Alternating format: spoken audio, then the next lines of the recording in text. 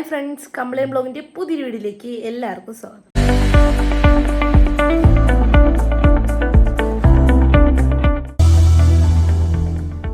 Hi friends, അപ്പോൾ ഇന്ന് daily വ്ളോഗിൻ്റെ day 5 ആണ് കേട്ടോ.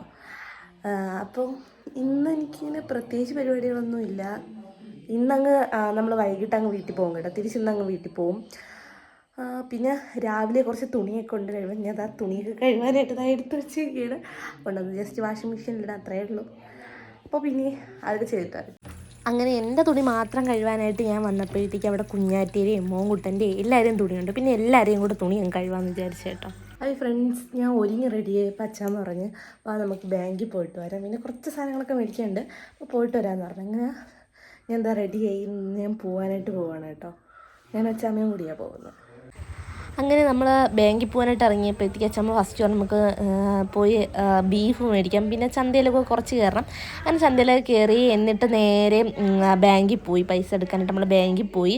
തിരിച്ചു വരുന്ന വഴിക്ക് മോൻകുട്ടനും നമുക്ക് കഴിക്കാനായിട്ട് കുറച്ച് സംഭവങ്ങളൊക്കെ കുറച്ച് കടപ്പലഹാരങ്ങളൊക്കെ മേടിച്ചു. വേണ്ടി കുഞ്ഞായിട്ട് സ്കൂളിൽ കയറുന്നു വരുന്നത്, അവർക്ക് മാർക്ക് ലിസ്റ്റൊക്കെ മേടിക്കാനായിട്ട് കയറുന്നു വരുന്നത് കേട്ടോ. അങ്ങനെ നമ്മളതൊക്കെ അതിനുശേഷം ഞാൻ എന്താ വീട്ടിൽ വന്നു. നമ്മൾ ബീഫൊക്കെ അപ്പം തന്നെ വെച്ചു.